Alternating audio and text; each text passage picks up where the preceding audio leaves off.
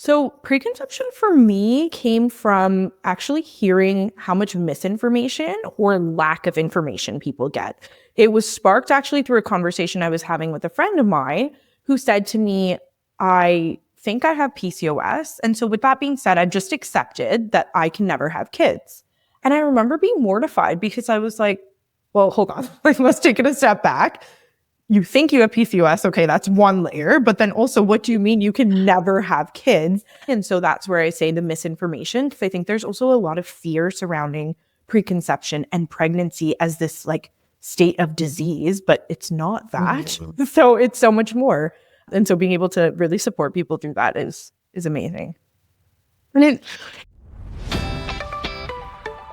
Welcome to the Advanced Women's Health Podcast, where we empower women with the latest insights and advice on holistic health. From cutting-edge medical research to practical wellness tips, our mission is to help you thrive at every stage of life. Join us as we explore topics ranging from hormonal balance and reproductive health to nutrition and mental well-being. Whether you're seeking solutions for a specific health concern or simply want to enhance your overall wellness, you're in the right place. Let's embark on this journey to better health together. This is the Advanced Women's Health Podcast. Hello, everyone, and welcome back. I am so excited to have Dr. Sasha with us today from our Port Credit Clinic. Sasha and I have gone back quite a way. She actually worked with me before she was a doctor, so she knew what she was getting herself into. But today what we're going to talk about is, as usual, when we intro our docs, a little bit about their stories so that you get to know them. But then we're also going to talk a lot about preconception. Preconception is something that I know so many people on our team are passionate about, and so many people have questions about. I always say fertility is one of those moments you cannot control. And as someone who is in that situation, there is this like deep amount of vulnerability and concern because you're like, how long is it going to take? What's going to happen? Like, you can't physically force sperm and egg together as much as we would love to. And for so many of our patients, they're just such high performers. They control so many things in their lives. And they're like, I can make this happen. And you can, but you can't. So we're going to talk about those controllable factors and all of the things we navigate from a preconception perspective. So big one today, but I would love, Dr. Sasha, for you to give us a rundown about who you are, what you're up to, what made you love naturopathic medicine. Yes, thank you so much, Sarah, for having me on the podcast today. I was just saying how I'm so excited, a little bit nervous to dive into things, but if my patients know me and my team members know me, they know I love to talk. So the time in my visits fly by. And you also love to eat. So the fact that you didn't eat today in practice is shocking to me.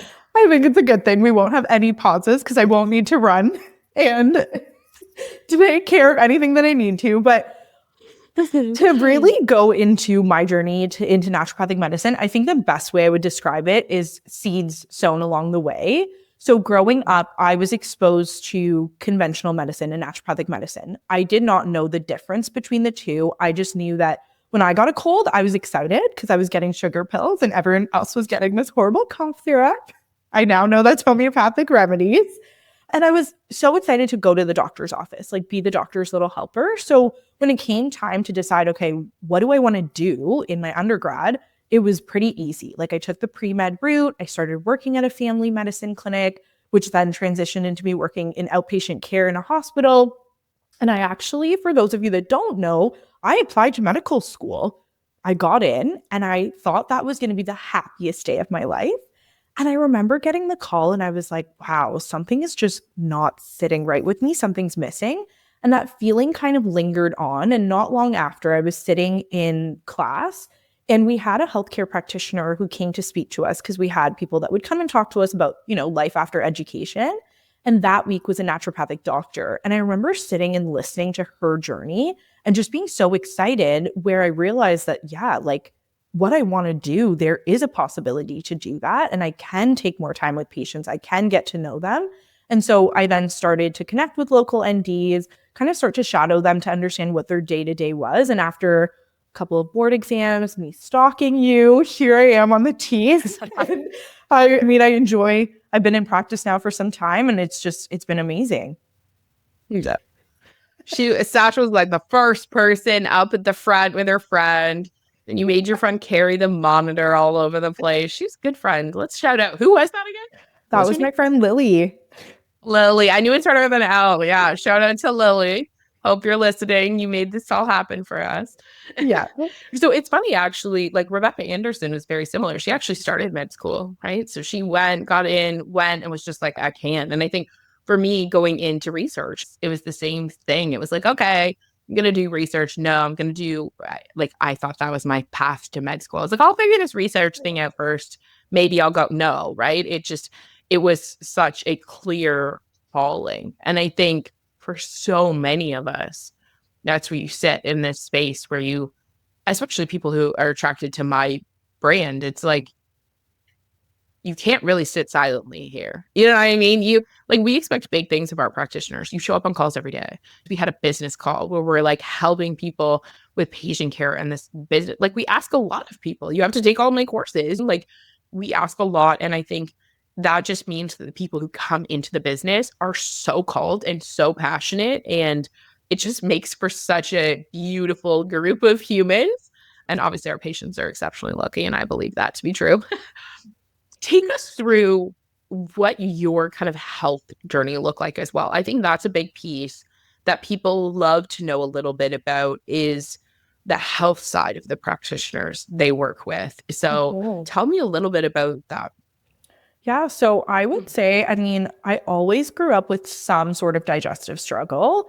It was always a running joke that you would go out to a restaurant and then they would know that Sasha would be just, by herself. She needed some time because she was in the bathroom. And that was just on and off for so long. I then started to experience really bad back pain. I always had weird run-ins with the medical professionals, and they had no idea what was going on. It was always like, well, we ran all these tests. Everything's coming back. So you shouldn't be experiencing the symptoms that you are, but you are.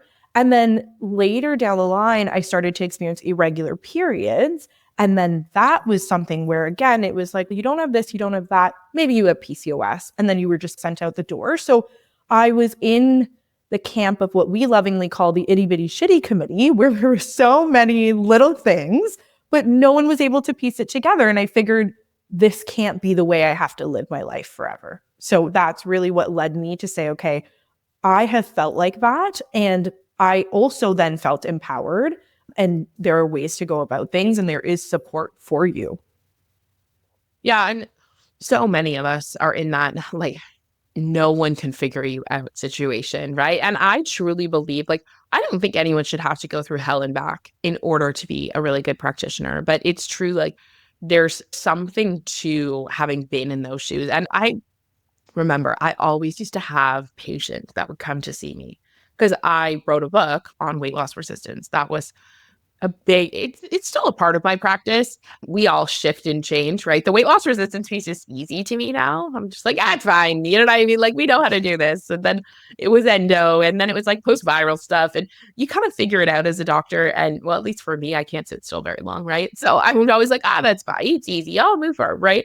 And I used to have patients come in all the time, and they're like, no, I will only see you for weight loss resistance. And I was like, why?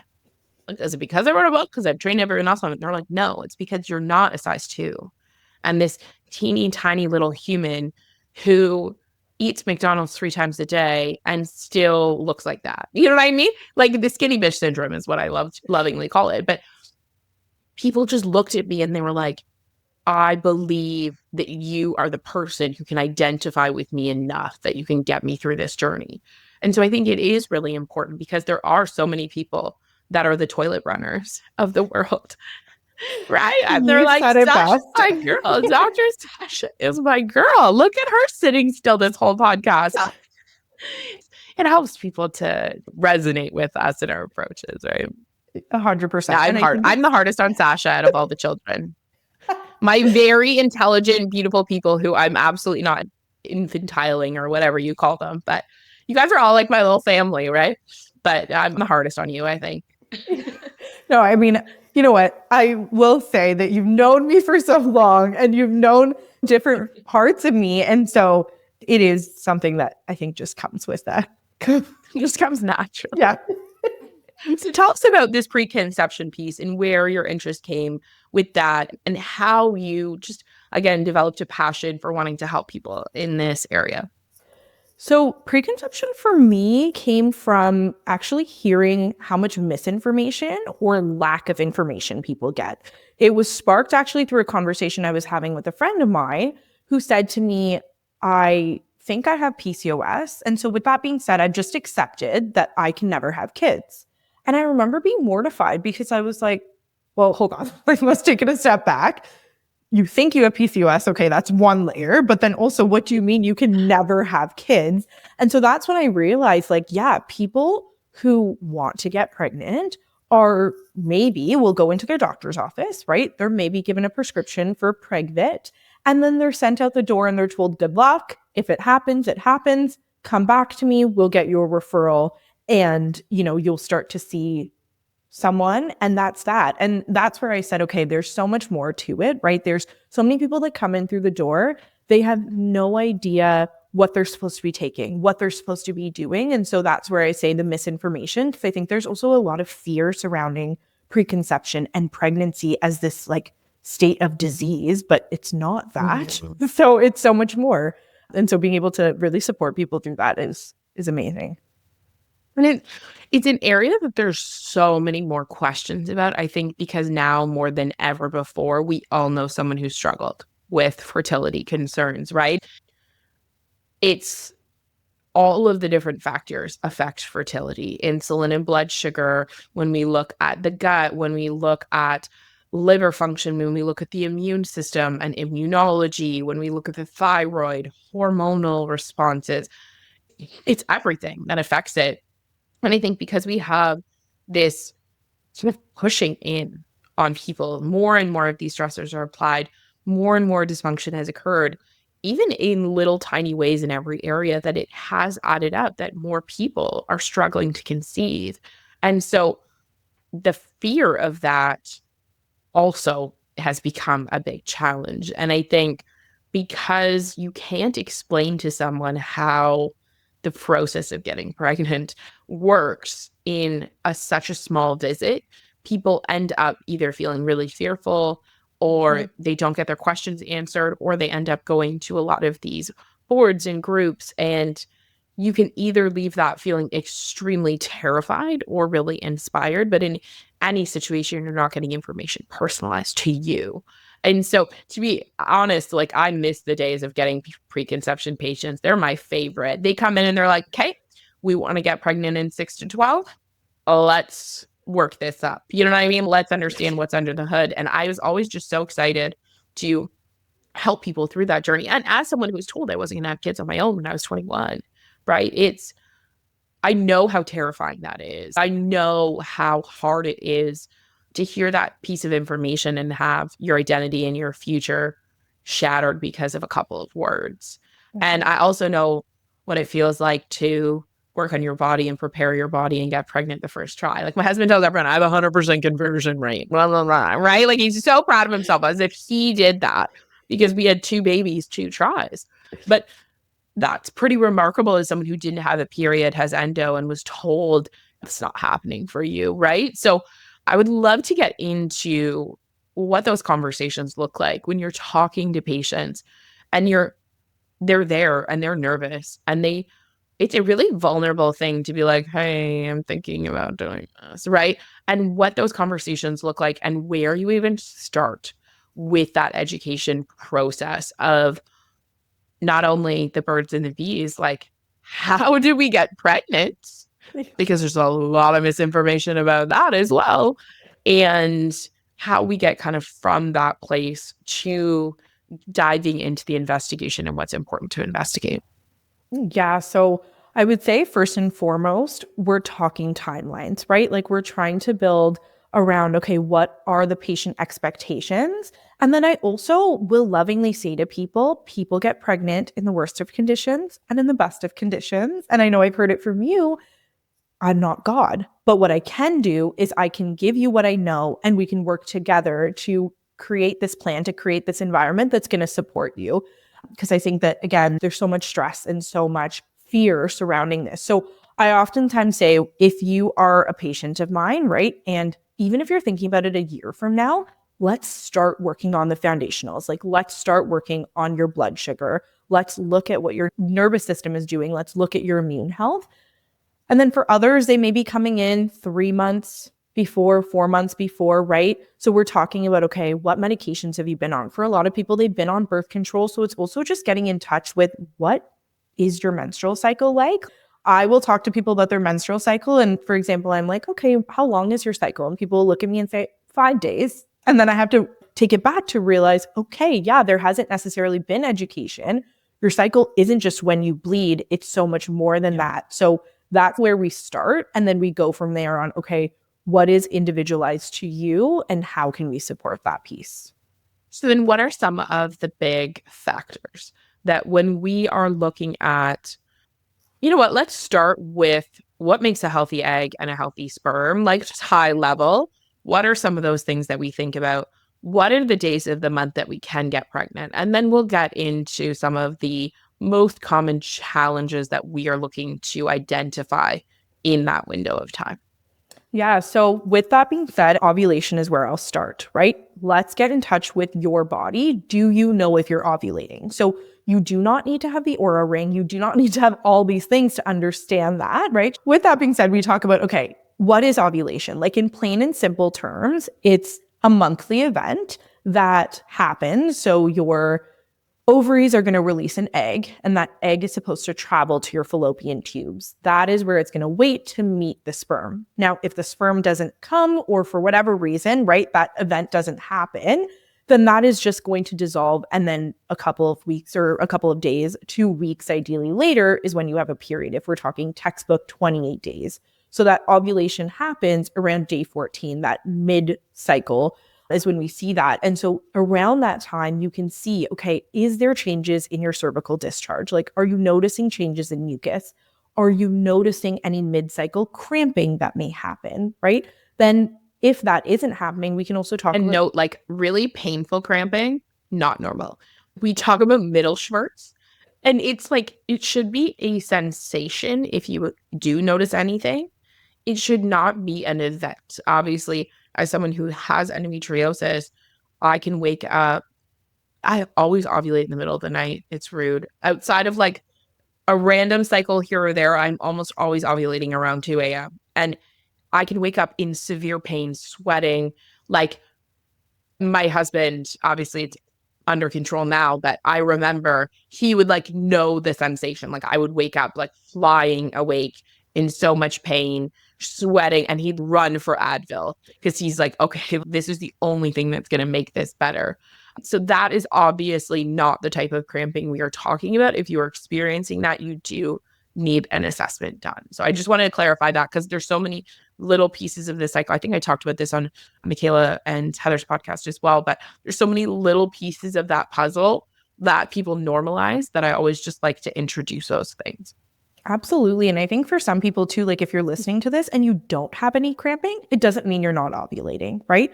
There are other things that happen and that can occur. We can assess this with labs, right? People can use LH strips or luteinizing strips where you can actually look for, did a surge happen for ovulation to occur? But again, that has to be done in a certain time window. Your urine needs to be a certain concentration. So that can also come back as negative, and it doesn't necessarily mean that you're not ovulating. But I think it's like, number one, getting in touch with your body, understanding what your menstrual cycle is like. And I always say to people, track your menstrual cycle, not necessarily to get pregnant, right? There's other reasons why you should get in touch with your body. For this population, it is more so from an educational piece. But yeah, just knowing what's going on, especially too, like I said, if you've been on birth control, things look vastly different, right? So what does that look like for you? A number of times I have had patients, because again, like my generation, a lot of people were put on birth control at 13, 14 for a little bit of cramping and told not to come off until they wanted to get pregnant. And so they're getting this discharge and they're like taking Canestin or using some kind of yeast infection product every month mid-cycle because there's discharge. And they're like, this is not okay. It's like, no, this is it. You know what I mean? Like, this is, for some people, that discharge is hardly there at all. For some people, And again, this is more pathology on either end of it. If you don't know you have any, we have to look into that. Do you make enough estrogen? Are you ovulating? If you have copious amounts and you're like, whoa, there's a lot of discharge here, that doesn't mean you have a yeast infection, but it is something to investigate. That's for sure. Yeah, exactly. So it's going back to say, okay, like, what do you know about your body? And then from there, we kind of like, we'll work through the other things. Then we'll talk about, okay, what's nutrient status like? So usually if I'm talking about just like general dietary intake, for a lot of people, it is how much protein are you eating? Are you eating enough healthy fats? Because that is required for hormonal production, but also to stabilize your blood sugar, which is a big thing that we talk about because insulin and blood sugar is going to impact egg quality and your overall environment. So that's like the next step of something that we'll talk about in visit as just like, okay, where can we go from here? What can I start doing for preconception care? And then how many days a month can you get pregnant? You can get pregnant on your period. You can get pregnant when you ovulate. Like, you can't, there's not just one day. Yes, there is a fertile window. However, there are other days in your cycle that pregnancy is possible. And so that's when I say, I mean, I had a patient who told me she got pregnant with an IUD in. So that happens a lot lately, actually. Yeah, anything is possible. But when we're really talking about, okay, the fertile window, that is technically like a couple of days before ovulation and then a day after ovulation. That is where your chances are the highest. So sperm can live anywhere. Most of the time we say kind of 3 to 5 days. And so you can have sex 5 days before you ovulate, and there can be sperm in those fallopian tubes that are hanging on for dear life. They're just like ready for that egg and they can fertilize. You only have 24-ish hours of that actual egg involvement. But you're right. Like, I have patients that thought they were having a period and it was actually really severe ovulatory spotting. Like, I have patients that there's a lot of reasons, but as you enter perimenopause, you can ovulate twice in a cycle, you can ovulate randomly. There's so many of these things that could happen that there is the typical window that we want to be mindful of, but you're right, there's so many complexities that go into that. Yeah, and I find that with patients, like you mentioned in the beginning, there is this need for control, which is so understandable. It's so hard to take a step back and say, hey, this is something that I don't know exactly what to expect every step of the way. And so I have people that will ask me, okay, when am I supposed to have sex? And it just, you can the how question is my favorite one to answer, because no one wants to ask you, but everyone wants to know. They're just like, is there like a trick to that? You know what I mean? Is there a position we need to consider? It's my favorite question because people get super awkward. They'll start bouncing in their chairs and I'm like, do you want me to tell you how to have sex? And they're like, yes, I do. Please tell me. Have you seen that post-coital research that looks at like how much sperm? Oh my God. I would hate to do this research study. Okay. Get this. So research studies done, and they have people have sex in different positions and then see how much sperm made it through the cervix to the uterine side of the cervix. Oh my gosh. So I know. Hilarious. I should find the study and link it in here. I literally, as someone who's a researcher, I'm haunted by that frequently. You know what I mean? You're like sitting there, you're like, okay, have sex, lay in a standardized position, because you have to standardize it somehow. You can't be like, oh, just like walk, run, drive, do whatever to get to the lab. And then there's a certain like measurement time. It's in the study. It's in the method section. And then test. Like, what's like for that? You know what I mean? Well, that's what I'm wondering, both from the researcher's perspective, but how do they gather participants? Moral of the story is not a dramatic change in the amount of sperm that successfully crossed the threshold, but missionary was slightly better, which having a lot of sex in one cycle, like partners get tired, things happen, you know what I mean? You get a little bored when you're having sex every other day for months on end. For some people, hopefully not for most of you. So you can switch it up, but missionaries are path forward, ladies. So just hang out, lie there, do your thing. This is my recommendation. None of this on top business. Too much work. I love it. It's always worried to ask, right? They're like, but there is research. There is research, and I have heard, like, I have answered that question a few times, and there is that awkwardness of, I read on the blog that this is the best. What do you think? Right? Because again, it comes from a space of fear, and the way to then minimize that or to lessen those nerves is, okay, well, if I can get all of these things answered and if I can do all of this, then the outcome must be a positive pregnancy test. Yeah. Which is so unfairly not the case. I'm going to put it that way. And just for anyone listening to this podcast that has been struggling for a while, I do want to acknowledge that there's so many triggers that can come up in this process because it is so unfair. Babies are the most insane little miracle when you look at what has to happen. You have to let a random human's DNA embed your DNA, decide to proliferate and grow. Then you need to allow that to embed in the lining of your uterus, get its own blood flow, get its own nutrient systems, and grow.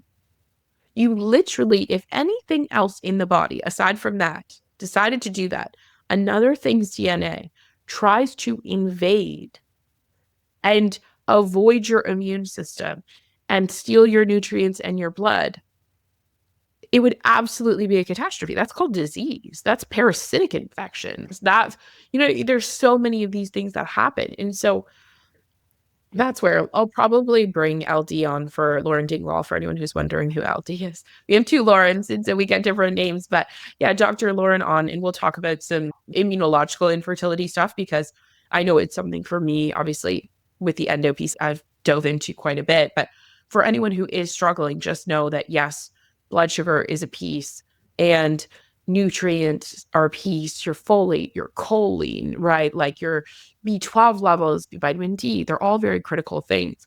Hormone status is a critical thing.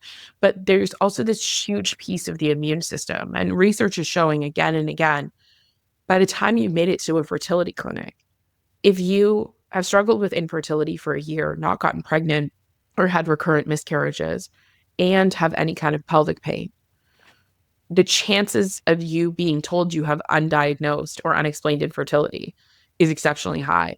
And the chances of you having endometriosis somewhere on the spectrum is higher than that. It's immunological at that point. And so that's a whole course on its own. You know what I mean? So many of our doctors have studied for years that one specific subject. But I do just want to put that in here that is why sometimes it can feel like you're doing all the right things and not getting the answer, is because the immune system is at play.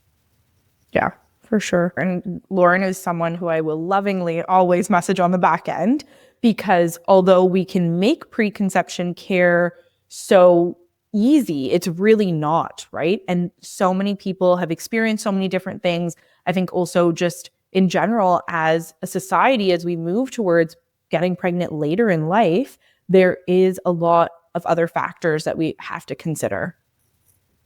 Yeah, absolutely. I know that's, again, such a loaded conversation. It's the average person is not getting pregnant in their 20s anymore. There's so much, even like you put the cost of our careers, like the cost of all of those things. I was talking to one of our docs the other day about baby timing. And she's like, these things are expensive. You know what I mean? Like there's a lot that goes into it. And it's so true. There's so many factors that are going to delay it. But how does that change for you, the investigations you do and what you look into and how you educate? And again, like, are they still defining? I haven't looked at the new, they updated some of the OB-GYN criteria and guidelines, and I haven't looked at them recently. Is it still like 36, so over 35? I was going to say, yeah. Pregnancy. As far as I know, I think I was recently reading and it was over 35. And so for a lot of people, we fall into that category, right? Like, yeah, maybe I want to have kids, but that's going to take a back seat because now my education is longer, or it's taking more time to meet someone, or like XYZ, the list goes on and on, right? But I would say Sasha's making her list over there. She's like, look at all my reasons. I know, I'm like, check. But I mean, ultimately, when I take it back, right, I don't know if I would necessarily say it changes that testing all that much. I would say that baseline, right? I am looking at, okay, what is your CBC? So that complete blood count. What do your red blood cells look like? What do your white blood cells look like? Let's look at vitamin B12, vitamin D, ferritin. Usually I'll run a full thyroid panel if there's some family history. Like, let's look at insulin and glucose. Let's look at inflammatory markers. So we'll really do all of that. I think the big one always comes up, like, should I run hormones? Should I not run hormones? What happens there? But baseline, that is what we're going to look at, because that is then what we want to see change over time if we are implementing some sort of treatment. Yeah, see, I trained you well. That was exactly what I wanted you to say. Women, we are not too old. You know what I mean? We don't change everything about how we assess you when you're 35 and 1 day old. Like, it's a stigma we need to break. And obviously, there's a component of physiology that I almost said we can't change, but now there's ovarian PRP and all kinds of these ovarian rejuvenation methods that are happening here. But within that piece, we do know that there's a biological reality, and that can suck in terms of the number of eggs and those types of things.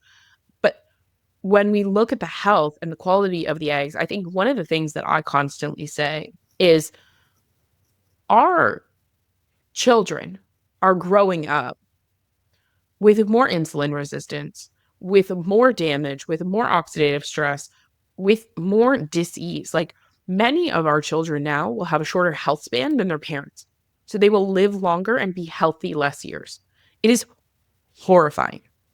You better believe every time Benjamin, my 5-year-old, so it's not like he eat vegetables, he gets a reminder about health span versus lifespan, right? But I don't actually know that we're in the same situation that we were historically, where the quality of those eggs, and now these studies are not being done, and I want to confirm that this is my experience. The number of eggs drops with time, but the quality of those things, I don't actually know that we're going to see as much of a divide in future generations, which is scary. What we do know is that there's so much you can do for egg quality that can help to modify those outcomes. And so whether you are 30 or 36 or 40, there are biological realities about the number of eggs.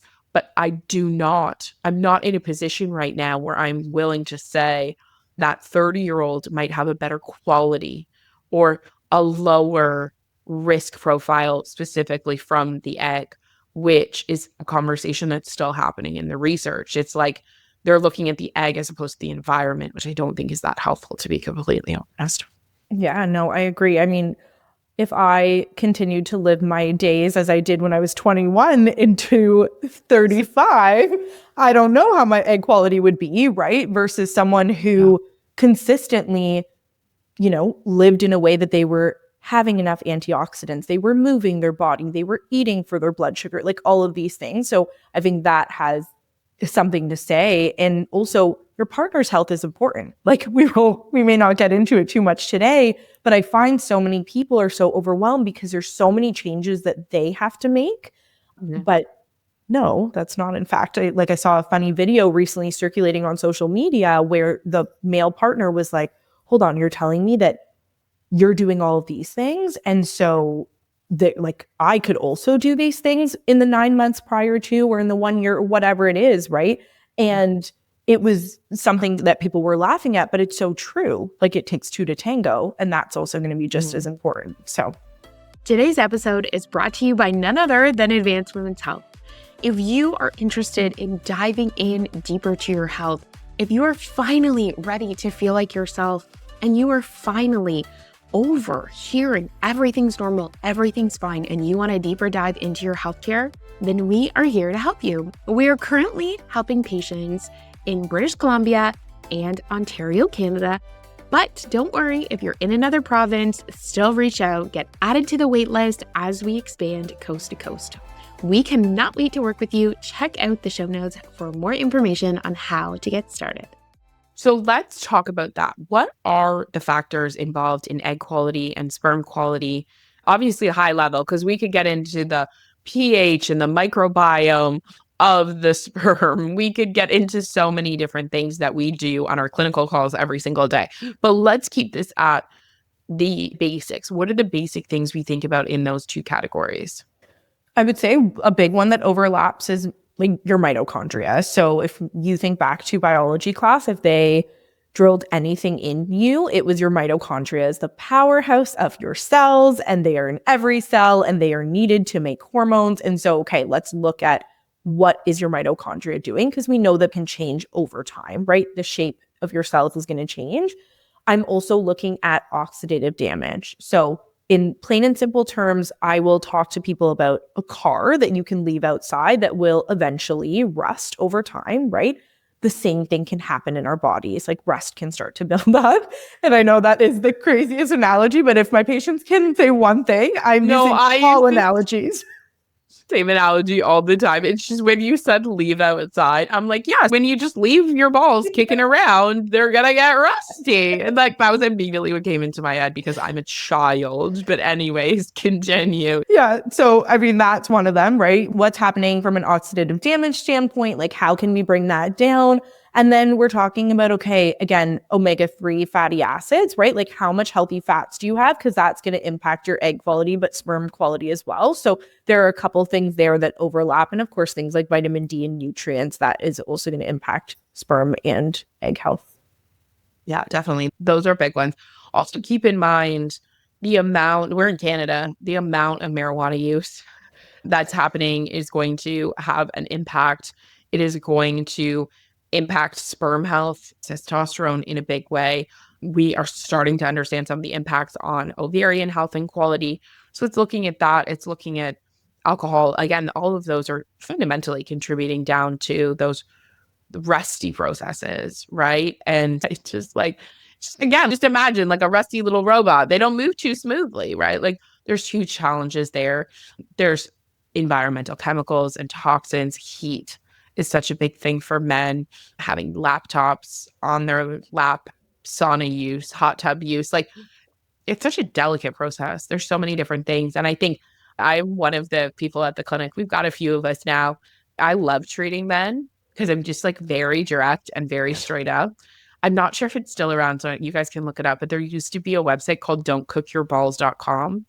And it was my favorite because it had all kinds of just very male directed language. And like, yes, it's stereotypical, shoot me, but it was very empowering to be able to just get like very straight up information. Like, if you do this, you're going to cook your balls. If you eat this way, you're going to cook your balls. It was, oh yeah, I remember loving that URL. If it's available, I should go buy it. But it's something that I think is we really do need to have these integrative and whole health conversations around, because this is why I love the research. There is kind of a playbook. You know what I mean? We do have very clearly in the research, like, here's what people do. Again, you take generally healthy people. Here's what generally healthy people do, and they get pregnant. Here's what generally healthy people do, and their sperm health goes up, or whatever that looks like. So yeah, to be able to create that in our offices is such a privilege, I think. Absolutely. Because again, like you said, it's not an easy topic to have with people. It's very vulnerable to talk to someone about, okay, like what are your fears associated with this? Because it's not just an easy, I'm going to do this and this is going to happen.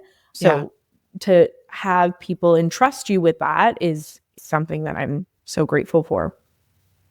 Yeah, absolutely. So then let's talk again. What are the 3 to 5 most common fertility challenges that you see in your office? Oh gosh. I think number one. There's so many. There's so many. I think number one, it's talking about like past infections and working on immune health. Definitely looking at like PCOS and how that can impact fertility. Probably, oh gosh, I'm like trying to like run through the list of it. Looking at just like overall your microbiome, so both vaginal and gut microbiome. And probably like autoimmunity is a big one. Yeah, Hashimoto's is a big one. even just autoimmune processes, again, beyond the topic of today's conversation, but we are seeing a lot more autoimmune attack on the ovaries recently. And so it's understanding that. Like, I think insulin resistance is always going to be my number one, let's be honest. Mitochondrial and hormone production. And then I totally agree with you. I think the underlying infections, the microbiomes, the amount of research coming out on the uterine and vaginal microbiome and fertility is wild. Like, you could literally just study that for the rest of your life, I think. It's so impactful and important. And so Hashimoto's, right? Having thyroid antibodies, that goes back to the autoimmune piece, is a really big one. Those are all things that we want to highly consider investigating, especially, like you said, with that family history in those patient conditions. Yeah. So the last thing I want to cover before we wrap up is the conversation about being a single mom by choice and what that looks like. I know it's not something I warned you, so I just saw a stress response in your face. But when we were getting into the conversations around fertility as you age, I know personally I'm seeing a lot of patients that are in that position where they're wanting to know what their options are. And so I can talk a little bit about the actual like procedural side of things, but can you walk me through, when you have a woman in that situation, how you're empowering her to get her health in the best place? And if there are any differences, because there's this belief out there that there are differences. So I want to talk a little bit about that. Oh gosh, the song that was playing in the background in my head was Who Runs the World? And as Beyonce said, girls do. So if this is like something that you have thought about, this is a path that you want to take, absolutely. We can definitely support that, right? It's okay, like let's walk through. Number one, I think I focus a lot more on the mental emotional piece of it, right? Because that partner support isn't there. Now, for some people, that actually may be a good thing because their partner may bring on a lot more stress than anything. But like, there are going to be changes that are going to happen in your body. There is a lot more, I guess, medical exposure that's happening because if there are now hormones that you're going to be taking, right? Like, all of that is a lot, but it's saying that realistically, if we're talking about how we're going to address that from a foundational perspective, it's going to be the same and probably a little bit more love from a nervous system perspective. But I don't know. I'd love to hear how that conversation has gone down for you. Yeah, well, I think so you're trained as a doula, I'm trained as a doula. I don't do that anymore. I don't know, actually. Are you incorporating that into your practice or just more the principles than the delivery room? Yeah, it's more the principles for now. Yeah. So within that world, you have a lot of these conversations because our focus is on, like you said, what does the support structure look like throughout the pregnancy? There's so many things that come up. Who's going to be there to support you? Who's going to be there in those visits when the information is just whelming? What does postpartum support look like? And there's so many communities now where they're all supporting each other. And instead of having a doula, you know what I mean? They're supporting each other through the journey. There's now specific, they call them like fertility doulas, where they'll go to your appointments with you and they'll help you digest information and help you digest the journey, which is so empowering. But I always say to my patients, and again, like I'm a very straight shooter, but they'll come to me and they'll be like, okay, what are my options? I'm like, okay, are you ready? Like, write all this down. Get healthy. Get a catalog. Pick your sperm. Do your thing. I think you're right. The health piece doesn't change at all. The emotional and support piece is a big conversation that I have. And then you're going to be doing, most often, you can do at-home insemination, whole nother conversation. But for most people, it's what we call IUI, so intrauterine insemination. So you go, you pick your sperm based on the catalog at the bank. Then you get your vials. They thaw them, and you do intrauterine insemination. You can do that in a natural cycle, which happens often, or you can do that in a medicated cycle, which means that they give you hormones to kind of prime your body to be ready to receive the sperm and to prime ovulation and make it very predictable, right? So you inject a medication, you know you're going to ovulate in that range of 36 hours later, and they do an IUI. So they we'll do that to try to ensure you ovulate and then to give your body the hormones you need at the end of it. But it really is so much more of an emotional conversation than it is a physical conversation change. But one of the things that I think is really important, especially in this podcast, is educating around those things. We should probably do one all about getting what it looks like to have embryos versus eggs harvested and that whole process and how we navigate that, because these are conversations that women want to know the answers to, and they don't want to have to go to Reddit to get those answers. And it's funny because I will frequently find that it comes up more often with my patients who've either tried on their own and then came in and they're like, you know what, I was struggling and I want to talk about this. Or people who have been my patients for a very long time and they're like, girl, I want to do this. Let's talk about it. What's going on here? And so it is something I would like to encourage more women who are in that position of saying, okay, how do I know if I can, what the point is to make this choice, right? How do I make this choice? What does this look like? How do we get that support?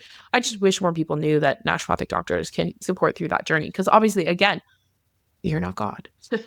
But within that whole process, there are a lot of factors that you can get support around and you can control. And this is a conversation I have all the time with people trying to make a very difficult decision based on a lot of unknown circumstances. And that is what we're here to help through. And we also work with fertility counselors and just wonderful people who can help you on that journey as well and have a collaborative team around you. But the moral of the story is no matter where you're coming at preconception with, you need a proper assessment. We need those fundamentals addressed, right? We need blood sugar, inflammation, gut microbiome, liver, nutrients, right? We want to make sure that you're not a rusty human for all of the reasons, not just egg quality, right? For hormonal health, for brain health, for all of those reasons. And we want to support the nervous system so that however you navigate this process, you feel empowered and you feel fundamentally at your best, because I always say healthy bodies make babies, right? And I warn people about that and then they don't listen because they've not been paying attention for years before they come to see me because they've never gotten pregnant and they're like, no big deal. And then they do. So yeah, I've just seen it in so many different environments, as have you, that it is really rewarding area of medicine, that's for sure. Absolutely. And I think, I mean, like you said, it is such a powerful time to educate on hormones and all these things about your body, but it's also like a way of life, right? What we're talking about aren't these drastic changes that I only want you to make for now, but are tools that you have in your toolkit. So when that little baby comes along and when you feel like you have no sleep and you are stressed you're and sick all the time. Yeah. You have these tools to say, okay, yeah, how can I go back to those things that once made me feel hopefully at your best, right? And then kind of instill that in your kids and future generations. Absolutely. Well, thank you so much, Dr. Sasha. This was such a beautiful conversation. I think it's going to help so many people.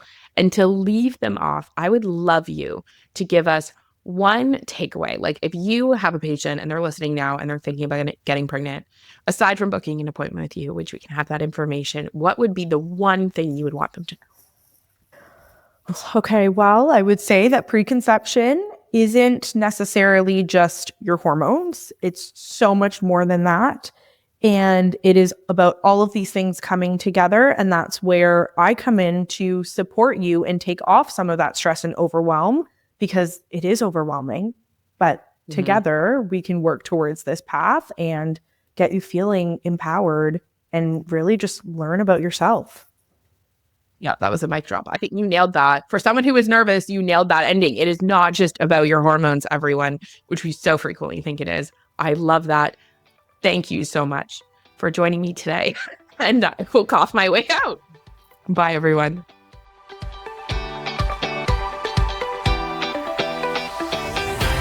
Thank you so much for listening. I hope that you had as much fun as we did. And if you loved today's episode, share it with a friend and leave us a review. That is how we spread this message. And that is how we are going to revolutionize healthcare in Canada for women. Have a beautiful day and be well.